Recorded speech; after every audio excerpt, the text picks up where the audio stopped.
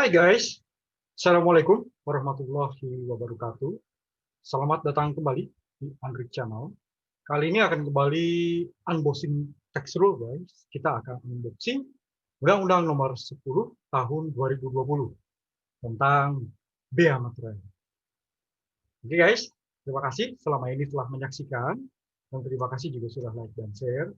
Dan sebagai bentuk apresiasi yang dapat menambah motivasi dalam pembuatan video-video pajak guys, mohon klik tulisan subscribe di bawah ini yang masih berwarna merah guys. Oke, selamat menyaksikan.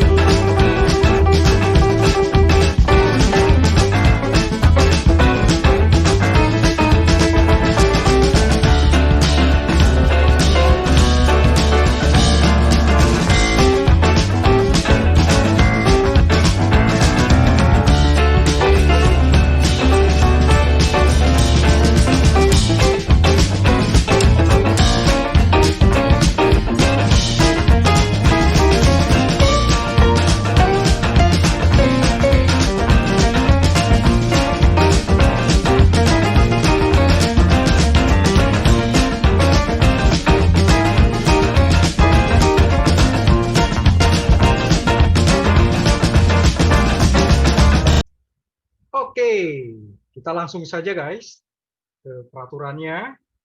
Dan seperti biasa, sebagai awalan, kita akan lihat terlebih dahulu considerance, ya, kenapa Undang-Undang Nomor 10 Tahun 2020 tentang bea materai ini terbit. Oke, Undang-Undang Nomor 10 Tahun 2020 tentang bea materai.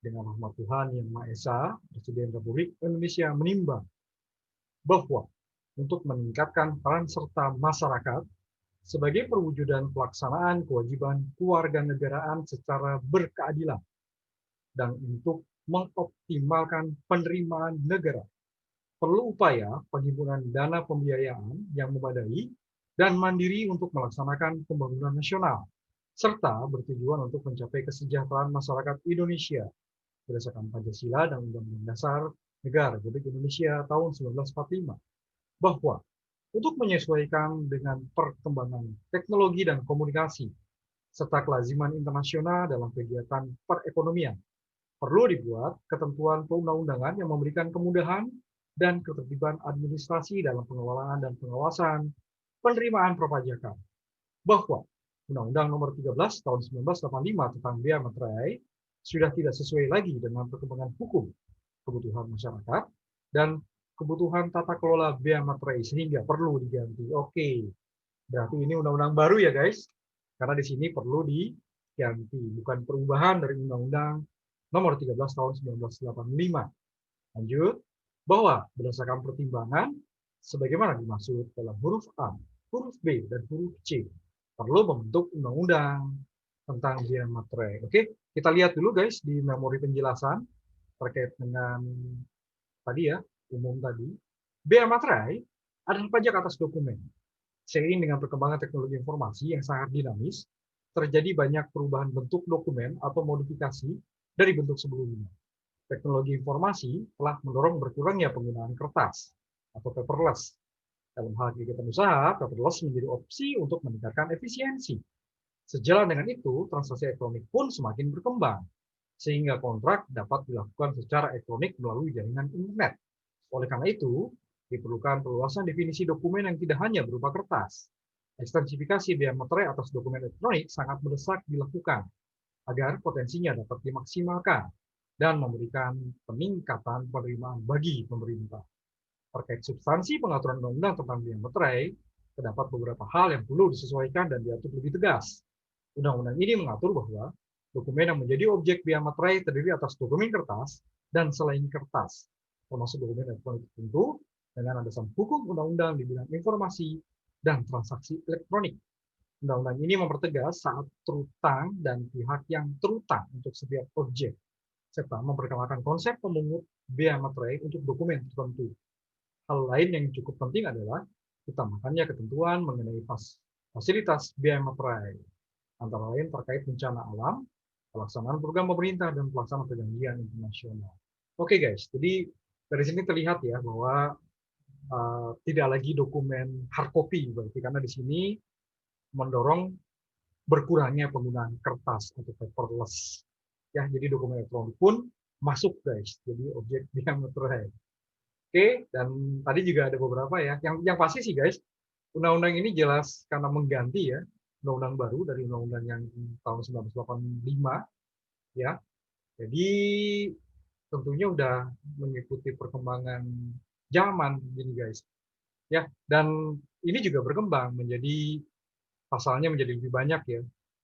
Yang tadinya cuma sampai pasal 18 kalau nggak salah, sekarang sampai pasal 30-an guys. Oke, lanjut lagi. Mengingat pasal 5 ayat 1, pasal 20 dan pasal 23A Undang-Undang Dasar Negara Republik Indonesia tahun 1945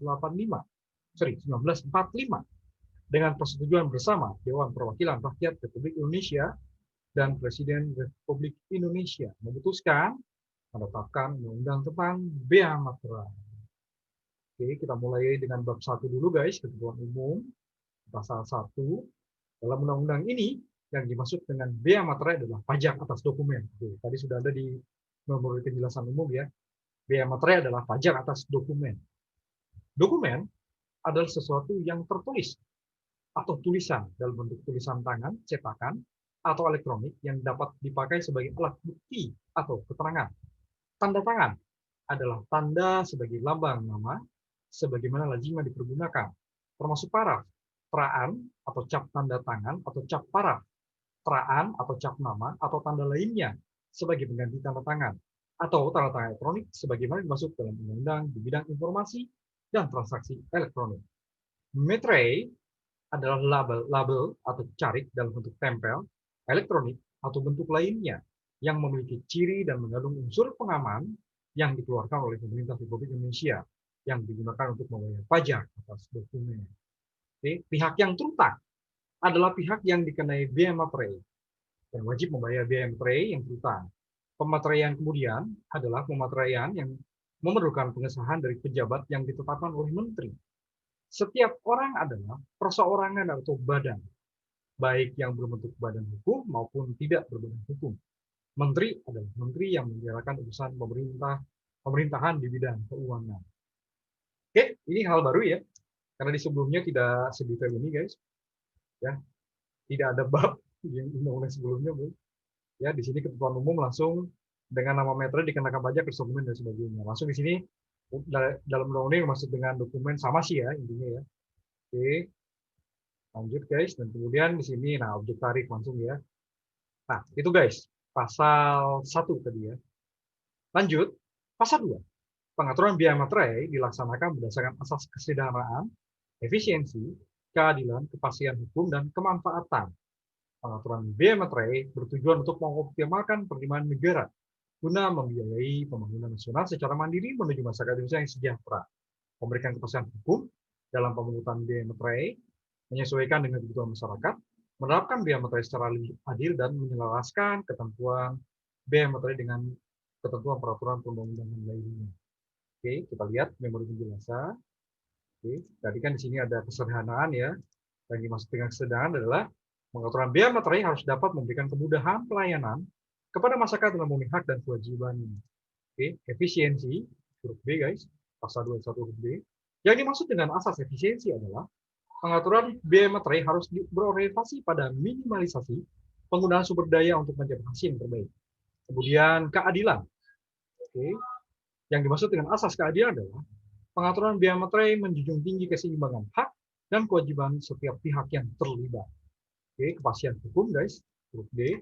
Yang dimaksud dengan kepastian hukum adalah pengaturan biaya materai harus dapat mewujudkan ketertiban dalam masyarakat melalui jaminan kepastian hukum. Kemudian terakhir huruf E, yang dimaksud dengan asas kemanfaatan adalah pengaturan biaya materai bermanfaat bagi kepentingan negara, bangsa, dan masyarakat, khususnya dalam memajukan kesejahteraan umum.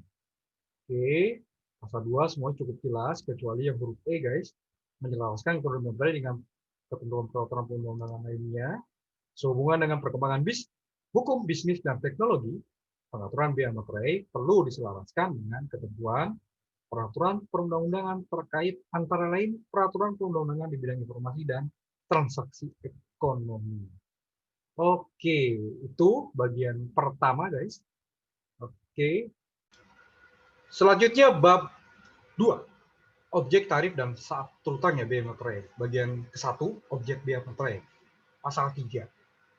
Ayat 1, biaya materai dikenakan atas dokumen yang dibuat sebagai alat untuk menerangkan mengenai suatu kejadian yang bersifat perdata dan dokumen yang digunakan sebagai alat bukti di pengadilan. Oke, yang dimaksud dengan kejadian yang bersifat perdata adalah kejadian yang masuk dalam ruang lingkup hukum perdata mengenai orang, barang, perikatan, pembuktian, dan kedaluarsa.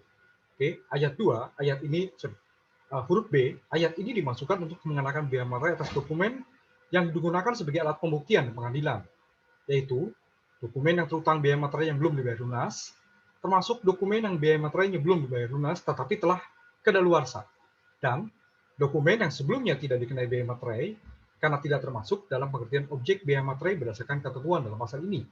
Dokumen tersebut terlebih dahulu harus dilakukan pemateraian kemudian pada saat akan dijadikan sebagai alat bukti di pengadilan. Ketentuan ini menegaskan bahwa jenis dokumen dapat berubah menjadi jenis dokumen alat bukti di pengadilan karena digunakan untuk maksud yang berbeda dengan maksud saat dokumen tersebut dibuat. Dokumen yang merupakan objek biaya materai yang telah dibayar biaya materainya sesuai dengan ketentuan dalam undang-undang ini saat digunakan sebagai dokumen alat bukti di pengadilan tidak wajib lagi dilakukan pemateraian kemudian. Oke, lanjut. Dokumen yang bersifat perdata sebagaimana dimaksud pada ayat 1 huruf A meliputi surat perjanjian, surat keterangan, surat pernyataan, atau surat lain yang sejenis beserta rangkapnya. Yang dimaksud dengan surat lain yang sejenis adalah surat yang sejenis dengan surat pernyataan, antara lain surat kuasa, surat hibah, dan surat wasiat. Yang dimaksud dengan rangkap adalah satuan dari jumlah dokumen. Sebagai contoh, surat perjanjian yang dibuat oleh dua pihak dalam dua rangkap, masing-masing dokumen terutang biaya materai. Oke, huruf B, akta notaris beserta gros salinan dan kutipannya. Pada prinsipnya, biaya materai sebagai pajak atas dokumen hanya dikenakan satu kali untuk setiap dokumen. Hal ini mengandung arti bahwa gros salinan dan kutipan akta notaris dikenai biaya materai yang sama dengan aslinya. Yang dimaksud dengan gros salinan dan kutipan akta adalah sesuai dengan pengertian sebagaimana dimaksud dalam undang-undang di bidang jabatan notaris. Oke. Dokumen bersifat perdata pada huruf A itu meliputi juga huruf C, akta pejabat pembuat akta tanah beserta salinan dan kutipannya. Oke, yang dimaksud dengan salinan akta adalah salinan kata demi kata dari seluruh akta, dan pada bagian bawah salinan akta tercantum frasa diberikan sebagai salinan yang sama bunyinya. Yang dimaksud dengan kutipan akta adalah kutipan kata demi kata dari satu atau beberapa bagian dari akta, dan pada bagian bawah kutipan akta tercantum frasa diberikan sebagai kutipan. Oke, termasuk bersifat perdata juga surat berharga dengan nama dan dalam bentuk apapun, huruf B, guys. Ya, surat yang dimaksud dengan surat berharga antara lain adalah saham, obligasi, cek, biliet giro, aksep, wesel sukuk, surat utang, waran, option, deposito, dan sejenisnya. Termasuk surat kolektif saham atau sekumpulan surat berharga lainnya. Sebagai contoh, penerbitan 100 lembar saham yang dituangkan dalam satu surat kolektif saham. Maka biaya materai hanya terutang atas satu kolektif sahamnya saja. Oke, lanjut lagi, guys. Termasuk juga dokumen transaksi, surat berharga, termasuk dokumen transaksi kontrak berjangka dengan nama dan dalam bentuk apapun. Huruf E, guys. Yang dimaksud dengan dokumen transaksi surat berharga antara lain bukti atas transaksi pengalihan surat berharga yang dilakukan di dalam bursa efek berupa trade confirmation, atau bukti atas transaksi pengalihan surat berharga lainnya dengan nama dan dalam bentuk apapun, termasuk berupa akta notaris kwitansi atau dokumen lainnya yang digunakan sebagai bukti atau transaksi pengalihan surat berharga yang dilakukan di luar bursa efek. Yang dimaksud dengan dokumen transaksi kontrak berjangka antara lain bukti atas transaksi pengalihan kontrak komoditas berjangka dan kontrak berjangka efek dengan nama dan dalam bentuk apapun, baik yang dilakukan di dalam bursa efek maupun bursa berjangka. Oke, termasuk juga huruf F, guys, dokumen lelang yang berupa kutipan risalah lelang, minuta risalah lelang, salinan risalah lelang, dan gross risalah lelang. Oke, yang dimaksud dengan kutipan risalah lelang, minuta risalah lelang, salinan risalah lelang, dan gross risalah lelang adalah sesuai dengan pengertian sebagaimana dimaksud dalam perundang-undangan di bidang lelang.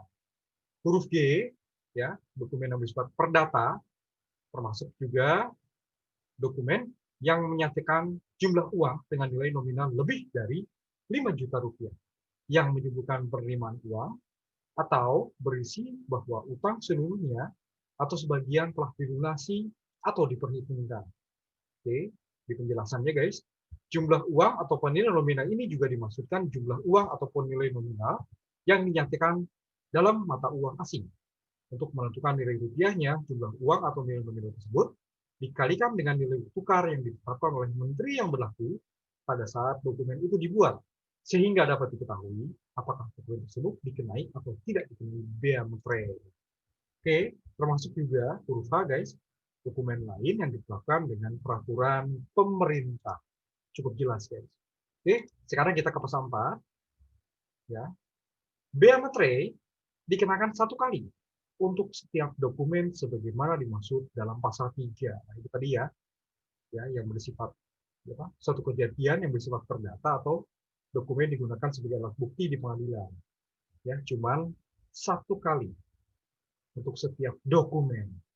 Oke, bagian kedua ya dari bab 2 ini guys, tarif bea materai pasal 5, dokumen sebagaimana dimaksud dalam pasal 3 dikenai biaya materai dengan tarif tetap sebesar Rp10.000.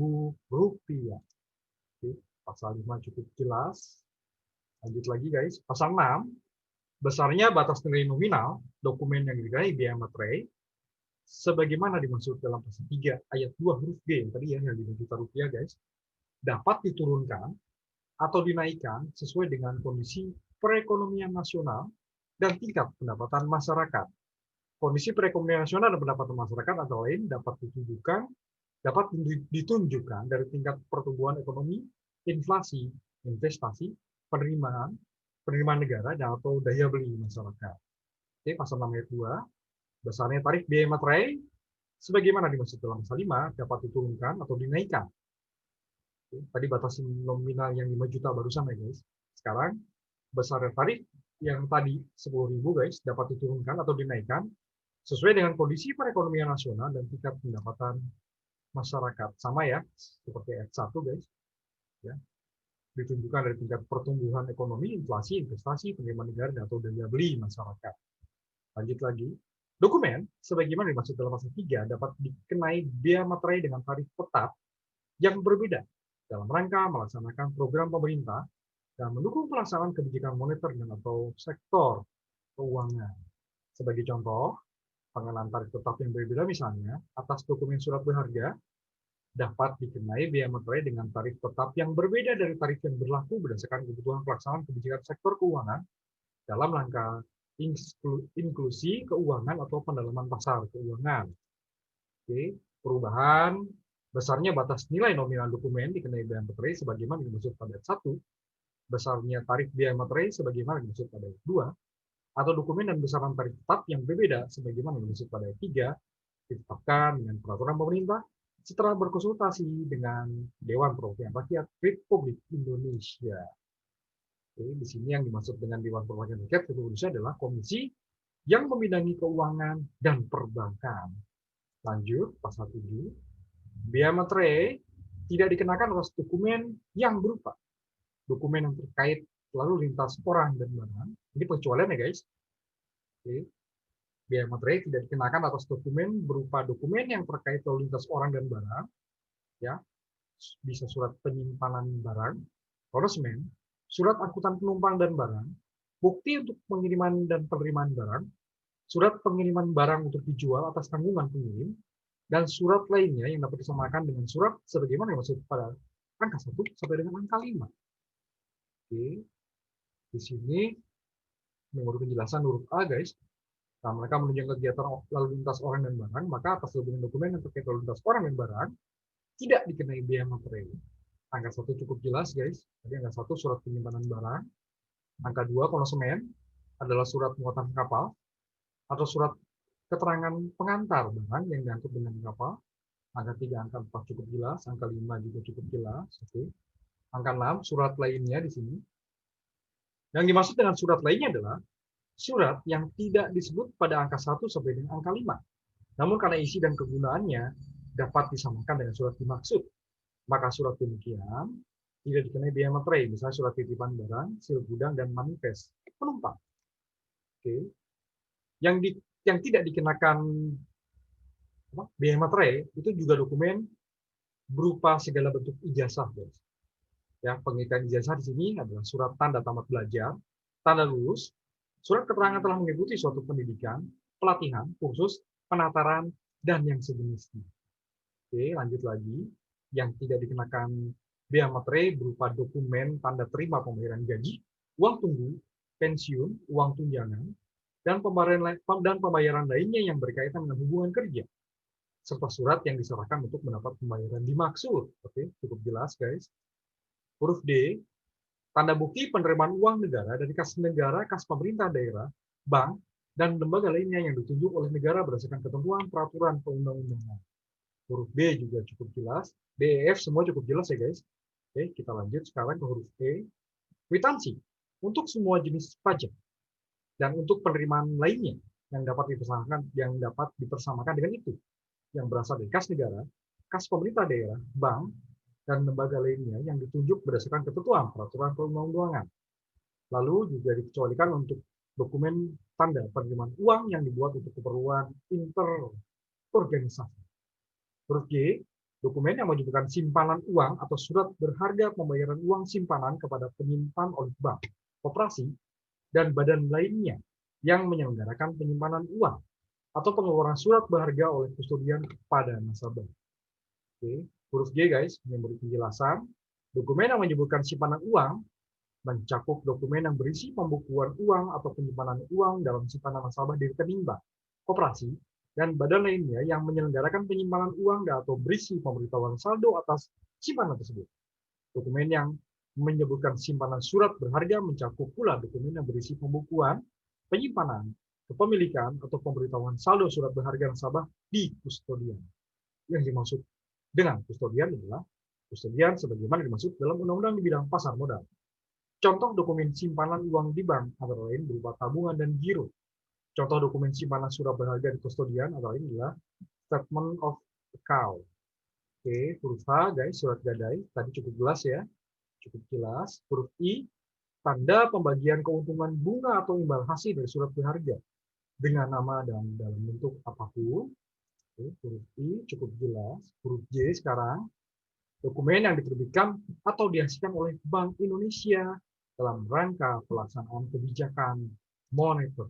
Yang dimaksud dengan dokumen diterbitkan dihasilkan oleh Bank Indonesia dalam rangka pelaksanaan kebijakan moneter antara lain dokumen penerbitan sertifikat Indonesia (SBI) dan sertifikat diskonto Bank Indonesia (SBDI), repurchase agreement atau repo, dan reverse repurchase agreement surat berharga. Dokumen swap termasuk swap lindung nilai, dokumen transaksi US dollar repo, dokumen pembelian besar ekspor berjangka, serta dokumen penempatan berjangka. Oke, itulah yang dikecualikan atau tidak dikenakan biaya materai. Bentuk-bentuk dokumennya, guys. Oke, tidak dikenakan biaya materai, pasal 7. Sekarang bagian ketiga, saat urutannya biaya materai, pasal 8. Biaya materai terutang pada saat dokumen dibubuhi tanda tangan untuk surat perjanjian berserta rangkapnya. Tadi ya, sebagaimana dimaksud dalam pasal 3 ayat 2 huruf A yang tadi bersifat perdata. Ya, surat perjanjian bersifat perdata, guys, semuanya tadi ya, pasal 3 ayat 2 huruf A. Ya, pasal 3 ayat 2 huruf A. Akta notaris. Oke, sorry. Pasal 3 ayat 2 tentang perjanjian ya, beserta rangkapnya. Akta notaris beserta gross. Ya, dokumen diberi tanda tangan untuk akta notaris beserta gross, salinan dan kutipannya, terutang, guys, sebagaimana maksud dalam pasal 3 ayat 2 huruf B, akta notaris beserta gross, salinan dan kutipannya.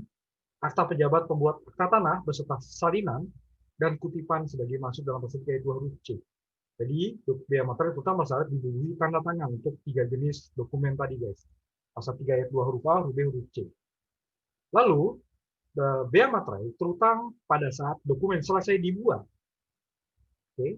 Untuk surat berharga dengan nama dalam bentuk apapun, sebagaimana dimaksud dalam pasal 3 ayat 2 huruf B, dan dokumen transaksi surat berharga, termasuk dokumen transaksi kontrak berjangka dengan nama dalam bentuk apapun, sebagaimana dimaksud dalam pasal 3 ayat 2 huruf E. Oke, sudah sampai huruf E, guys. Nah, lalu biaya materai juga terutang pada saat dokumen diserahkan kepada pihak untuk siapa dokumen tersebut dibuat. Untuk surat keterangan, surat pernyataan, atau surat lainnya yang sejenis, beserta rangkapnya, sebagaimana dimaksud dalam pasal 3 ayat 2 huruf A. Oke, dokumen lelang, sebagaimana dimaksud dalam pasal 3 ayat 2 huruf F. Dokumen menyatakan jumlah uang, sebagaimana dimaksud dalam pasal 3 ayat 2 huruf D. Ya. Biaya materai terutang pada saat dokumen diserahkan kepada pihak untuk siapa dokumen tersebut dibuat. Oke. Lalu dokumen biaya materai juga terutang pada saat dokumen diajukan ke pengadilan. Untuk dokumen digunakan sebagai alat bukti di pengadilan sebagaimana dimaksud dalam pasal 3 ayat 1 huruf B. Atau biaya materai terutang pada saat dokumen digunakan di Indonesia untuk dokumen sebagaimana dimaksud dalam pasal 3 ayat 2 yang dibuat di luar negeri. Oke. Kita lihat guys pasal 8 ayat 1 huruf A, ya tadi ya, huruf A pada saat tanda tangan ya, dibubuhi tanda tangan biaya materai terutang huruf A untuk dokumen perjanjian beserta lengkapnya. Saat terutang biaya materai atas dokumen dibubuhi tanda tangan dalam ketentuan ini adalah pada saat dokumen itu telah selesai dibuat yang ditutup dengan pembubuhan tanda tangan dari yang bersangkutan. Sebagai contoh, surat perjanjian jual beli biaya materai terutang pada saat ditandatanganinya perjanjian tersebut, huruf A. Oke, huruf B, dokumen selesai dibuat, guys. Saat terutangnya biaya materai atas dokumen sebagaimana dalam ketentuan ini adalah pada saat dokumen dibuat oleh pihak yang menerbitkan dokumen. Dokumen dalam ketentuan ini tidak melibatkan atau membutuhkan tanda tangan. Sehingga saat terutang atas jenis dokumen dalam ketentuan ini terjadi pada saat dokumen selesai dibuat. Penentuan selesai dibuatnya suatu dokumen biasanya diketahui dari tanggal dokumen, tetapi tidak dapat juga diketahui dari tanda lainnya yang dapat menunjukkan saat dokumen selesai dibuat. Sebagai contoh adalah trade confirmation, pembelian surat berharga saham di bursa efek yang dapat berupa dokumen elektronik, biaya materai terutang pada saat trade confirmation dibuat secara sistem oleh perusahaan. Oke, huruf C, dokumen terutang saat dokumen diserahkan kepada pihak untuk siapa dokumen tersebut dibuat. Saat terutang biaya materai atas dokumen sebagaimana dimaksud dalam ketentuan ini adalah pada saat dokumen diserahkan kepada pihak untuk siapa dokumen itu dibuat, bukan pada saat ditandatangani, misalnya kwitansi, cek, dan sebagainya. Saat terutangnya untuk dokumen dalam ketentuan ini terkait dengan manfaat atas dokumen yang baru terjadi saat diserahkan kepada pihak untuk siapa dokumen dibuat. Oke, huruf C tadi ya, karena huruf D guys diajukan ke pengadilan, ya dokumen digunakan sebagai alat bukti di pengadilan, cukup jelas guys. Oke, huruf E, dokumen digunakan di Indonesia untuk dokumen sebagai maksud dalam pasal 3 ayat 2 yang dibuat di luar negeri. Yang dimaksud dengan saat digunakan di Indonesia adalah saat dokumen dimaksud dimanfaatkan atau difungsikan sebagai pelengkap atau penyerta atau suatu urusan dalam jurisdiksi Indonesia. Sebagai contoh, dokumen perjanjian utang piutang yang dibuat di luar negeri digunakan di Indonesia pada saat dokumen tersebut dijadikan sebagai dasar untuk penagihan utang piutang, dasar pencatatan atau pembukuan atau lampiran dalam suatu laporan. Oke, lanjut guys, pasal 8 ayat 2, Menteri dapat menentukan saat lain terutangnya biaya materai. Apabila dalam pelaksanaan di lapangan terdapat kesulitan mengenai penetapan saat terutangnya biaya materai, maka Menteri dapat menetapkan saat lain selain yang ditentukan dalam undang-undang ini. Sebagai contoh, dalam hal pembuatan dokumen berupa bukti pengalihan surat berharga tidak dapat diketahui saat selesainya, maka dapat ditetapkan saat lain untuk menentukan saat terutangnya biaya materai. Misalnya, saat kontrak ditandatangani atau saat dicatat dalam pembukuan. Oke, ayat 3, ketentuan lebih lanjut, penentuan saat lain terutangnya biaya materai sebagaimana dimaksud pada ayat 2 diatur dalam peraturan Menteri Keuangan. Itu cukup jelas kan. Oke, itu ketentuan pasal 8 guys. Bab 3 guys, pihak yang terutang dan pemungut bea materai. Bagian 1, pihak yang terutang bea materai, pasal 9 ayat 1 guys. Dokumen yang dibuat sepihak, bea materai terutang oleh pihak yang menerima dokumen. Dokumen yang dibuat oleh dua pihak atau lebih, bea materai terutang oleh masing-masing pihak atas dokumen yang diterimanya. Dikecualikan dari ketentuan sebagaimana dimaksud pada ayat 1 dan ayat 2. Dokumen berupa surat berharga sebagaimana dimaksud dalam pasal 3 ayat 2 huruf D, bea materai terutang oleh pihak yang menerbitkan surat berharga. Ayat 3 tadi guys, ayat 4, dokumen yang digunakan sebagai alat bukti di pengadilan sebagaimana dimaksud dalam pasal 3 ayat 1 huruf B. Bea materai terutang oleh pihak yang mengajukan dokumen. Lalu, ayat 5, dokumen sebagaimana dimaksud dalam pasal 3 yang dibuat di luar negeri dan digunakan di Indonesia. Bea materai terutang oleh pihak yang menerima manfaat atas dokumen.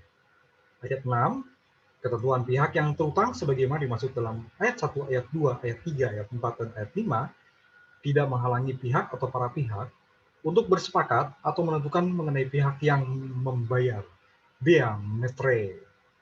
Oke, lanjut guys. Oke, tadi pasal 9 memori penjelasan cukup jelas ya guys. Pasal 10 juga cukup jelas guys. Oke.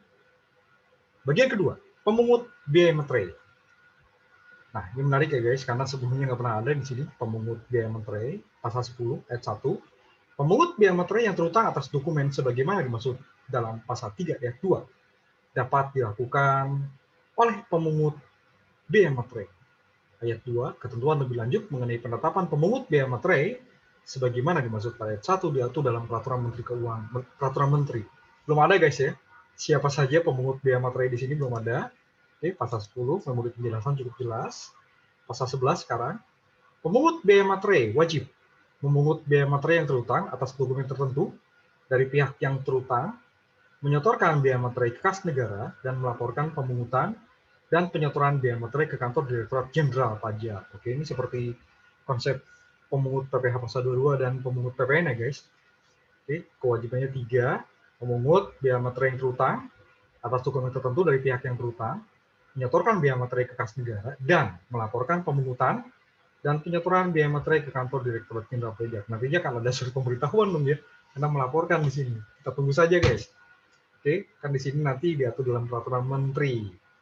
Ayat 2, pasal 11 ayat 2, pemungut biaya materai yang tidak melaksanakan kewajiban pemungutan sebagaimana dimaksud pada ayat 1 huruf A dan atau huruf B, diterbitkan surat ketetapan pajak sesuai dengan ketentuan peraturan perundang-undangan di bidang ketentuan umum dan tata cara perpajakan. Oke. Lanjut, pasal 11 ayat 3, jumlah kekurangan biaya materai dalam surat ketetapan pajak sebagaimana dimaksud pada ayat 2 sebesar biaya materai yang tidak atau kurang dipungut dan atau tidak atau kurang disetor, ditambah sanksi administrasi sebesar 100% dari biaya materai yang tidak atau kurang dipungut dan atau tidak atau kurang disetor. Oke, pasal 11 ayat 1 cukup jelas, ayat 2 cukup jelas. Nah, ini ayat 3 guys. Contoh pengenaan sanksi administrasi biaya materai. Contoh ya guys, berdasarkan hasil pemeriksaan atas laporan pemungutan biaya materai, ditemukan 15 dokumen objek pemungutan biaya materai dengan rincian sebagai berikut. 1 dokumen telah dipungut dan disetorkan ke kas negara. 2 dokumen tidak dipungut dan tidak disetorkan ke kas negara. 7 dokumen telah dipungut tetapi tidak disetorkan ke kas negara. 5 dokumen tidak dipungut tetapi disetorkan ke kas negara. Oke. Berdasarkan data tersebut, pengenaan sanksi administrasi adalah sebesar 100% atas 2 dokumen yang ini guys ya, yang tidak dipungut dan tidak disetorkan kas negara, dan 7 dokumen yang telah dipungut tetapi tidak disetorkan ke kas negara. Sedangkan 1 dokumen yang telah dipungut dan disetorkan ke kas negara dan 5 dokumen yang tidak dipungut tetapi disetorkan ke kas negara tidak dikenai sanksi administratif. Dengan demikian, perhitungan dalam surat ketetapan pajak orang bayar SKPKB adalah sebagai berikut. Biaya materai terutang 150.000, ini sekadar contoh ya, tadi nggak nyebut angka. Oh iya bener ya, kan ada 15 tadi ya. Oke, ada 15 dokumen, bener kan, kali 10.000 ya, jadi 150.000 guys totalnya. Yang telah disetor 1 dokumen kali 10.000, 10.000, 5 dokumen kali 10.000, 50.000. Yang telah disetor berarti 60.000 guys totalnya, 10.000 tambah 50.000 ya, kurang disetor 150.000 dikurangi 60.000 sama dengan 90.000. Sanksi pasal 11 ayat 3 100% kali 9 dokumen kali 10.000, 90.000 ya, yang masih harus dibayar. Jadinya 90.000 tambah 90.000 sama dengan 180.000. Oke, itu tadi guys sanksi administratif sebesar 100% dari biaya materai yang tidak atau kurang dipungut atau tidak atau kurang disetor. Oke, lanjut lagi ayat 4. Pemungut biaya materai yang terlambat menyetorkan biaya materai sebagaimana dimaksud pada 1 huruf B ya, atau tidak atau terlambat melaporkan pemungutan dan penyetoran biaya materai sebagaimana dimaksud pada ayat 1 huruf C, diterbitkan surat tagihan pajak sesuai dengan ketentuan peraturan perundang-undangan di bidang ketentuan umum dan tata cara perpajakan. Oke. Ayat 4 cukup jelas, ayat 5 juga cukup jelas guys. Ketentuan mengenai tata cara pemungutan penyetoran dan pelaporan biaya materai sebagaimana dimaksud tadi 1 diatur dalam peraturan menteri. Oke, tunggu lagi guys peraturan menterinya ya. Bab 5, pembayaran biaya materai yang terutang. Pasal 12, pembayaran biaya materai yang terutang pada dokumen dilakukan dengan menggunakan materai atau surat setoran pajak. Oke.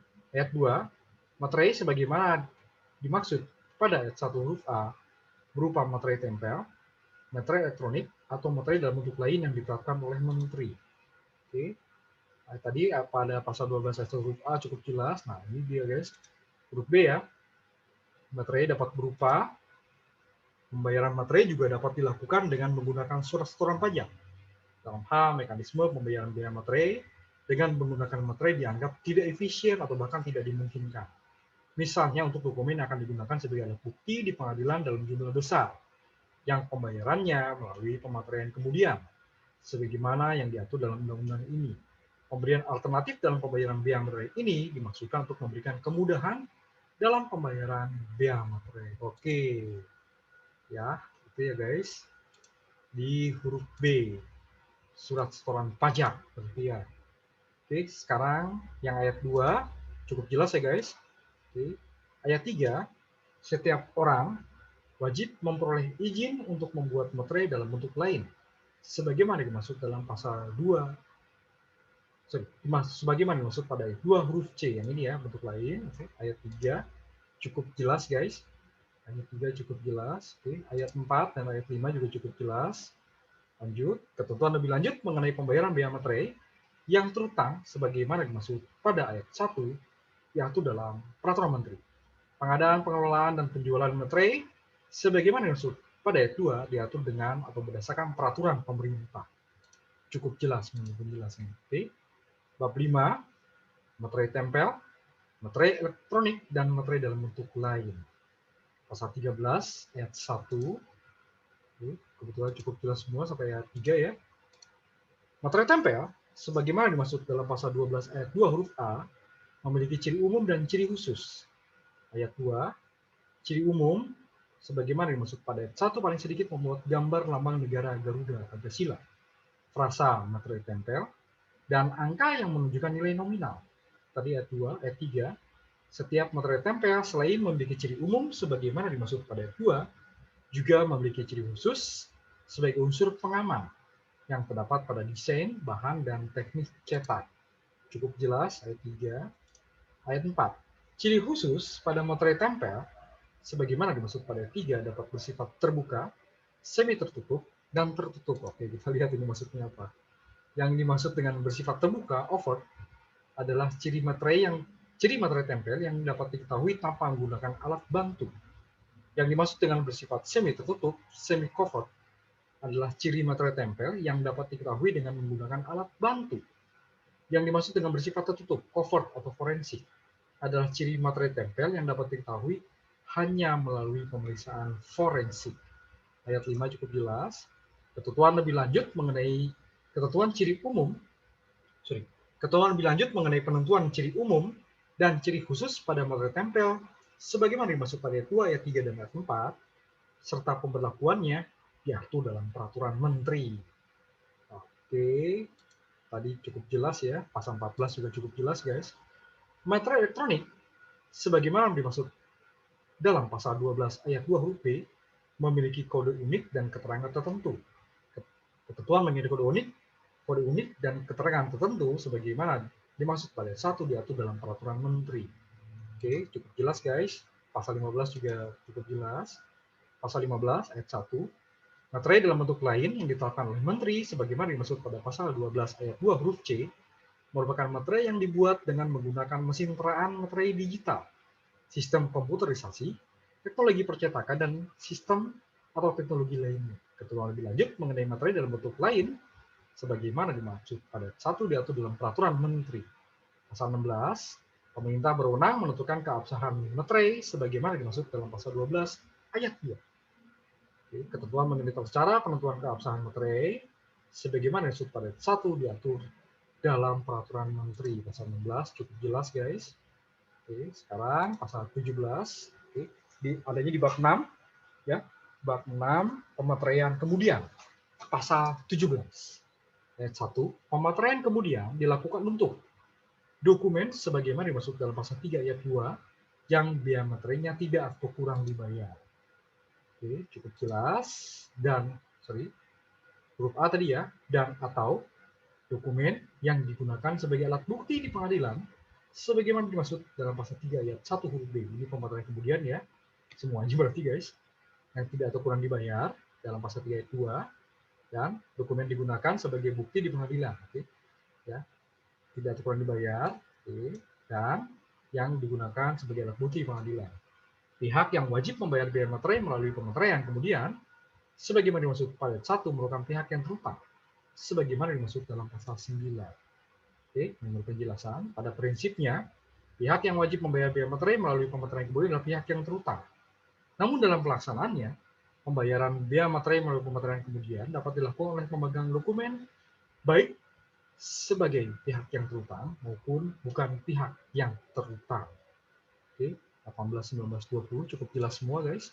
Lanjut lagi, pasal 18 ayat 1, biaya materai yang wajib dibayar melalui pemateraian kemudian sebagaimana dimaksud dalam pasal 17 ditentukan sebesar biaya materai yang terutang atas dokumen sebagaimana dimaksud dalam pasal 17 ayat 1 huruf A ditambah dengan sanksi administratif, dan biaya materai yang terutang atas dokumen sebagaimana dimaksud dalam pasal 17 ayat 1 huruf B.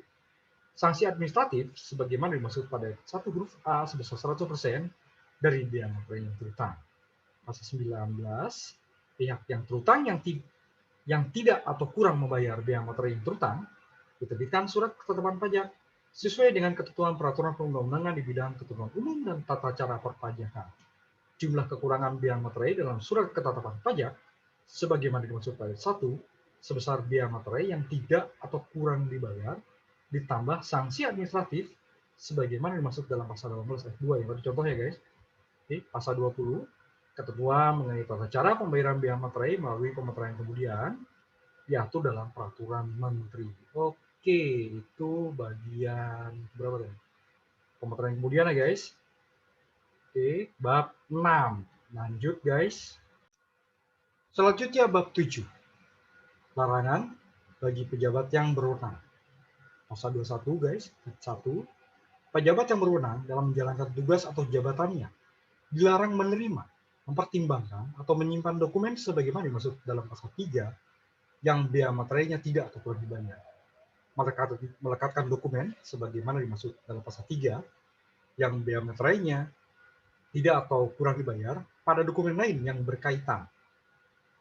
Huruf C, membuat salinan, tembusan, rangkap, atau petikan dari dokumen sebagaimana dimaksud dalam pasal 3 yang biaya materainya tidak atau kurang dibayar, dan atau memberikan keterangan atau catatan pada dokumen sebagaimana dimaksud dalam pasal 3 yang biaya materainya tidak atau kurang dibayar.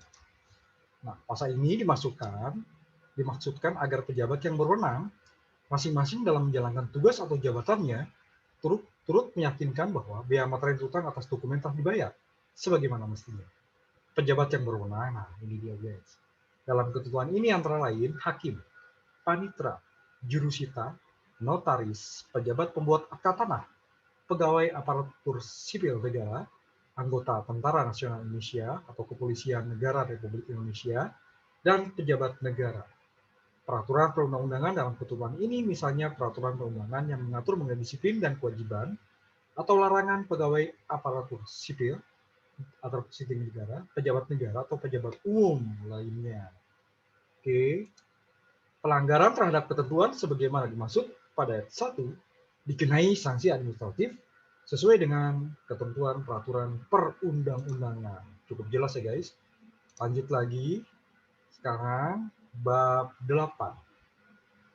Fasilitas pembebasan dari pengenaan bea materai. Pasal 22 guys. Oke. Ya, pasal 22 ayat 1.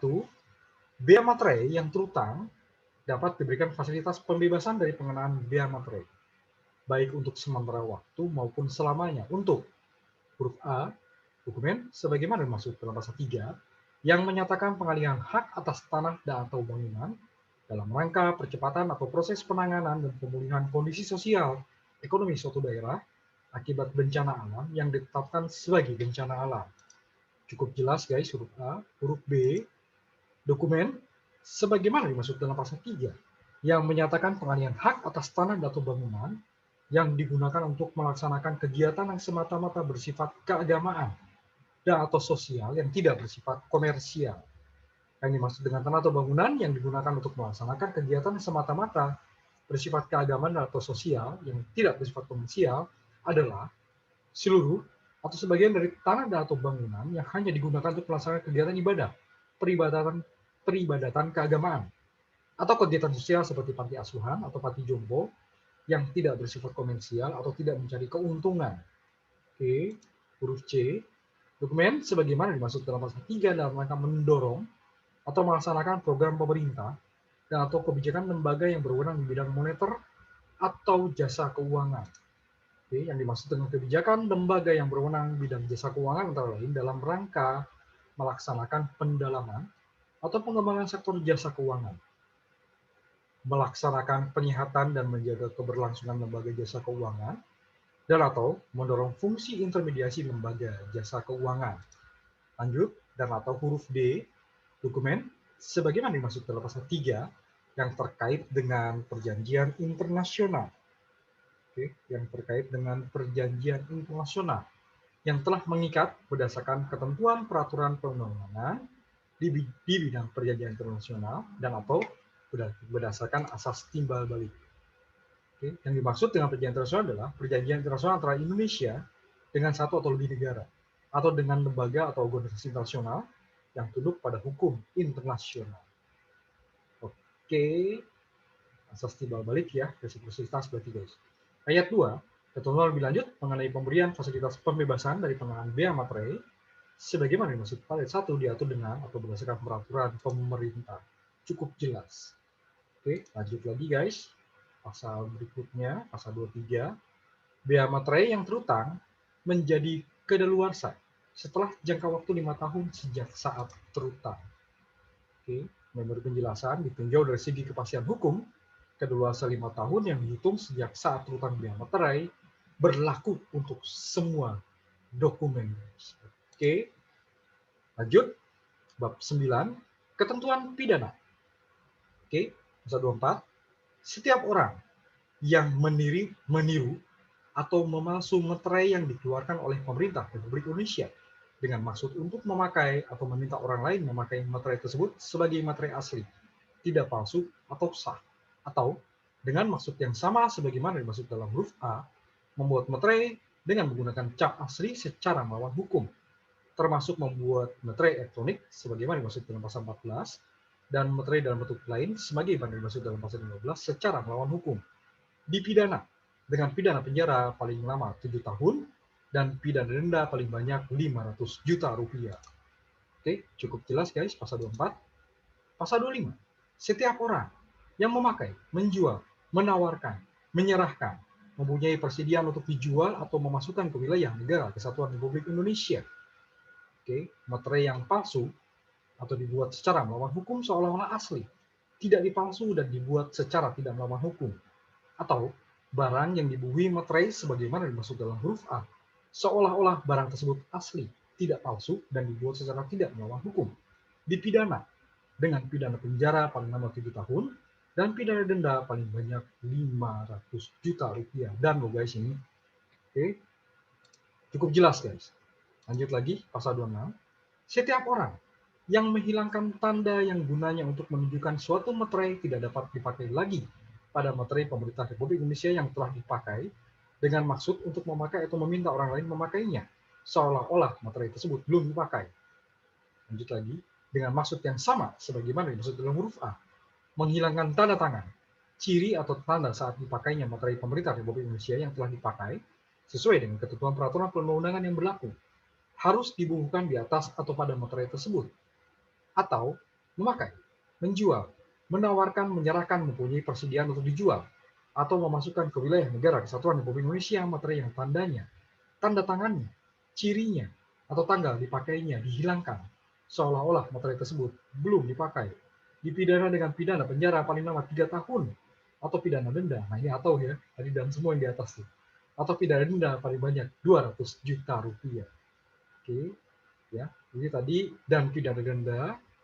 Lanjut lagi pasal 24 dan pidana denda. Pasal 24 ya. Hanya tadi pasal 26 aja yang atau, guys. Ya. Oke.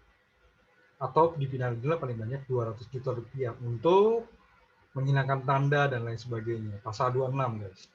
Cukup jelas memori penjelasannya. Oke. Lanjut lagi. Bab 10, ketentuan lain-lain. Pasal 27, terhadap hal-hal yang tidak diatur secara khusus dalam undang-undang ini, berlaku ketentuan dalam peraturan perundang-undangan di bidang ketentuan umum dan tata cara perpajakan. Berarti undang-undang KUP ya guys. Pasal 27 cukup jelas. Pasal 28. Oke, bab 11 dulu guys, ketentuan peralihan. Pasal 28.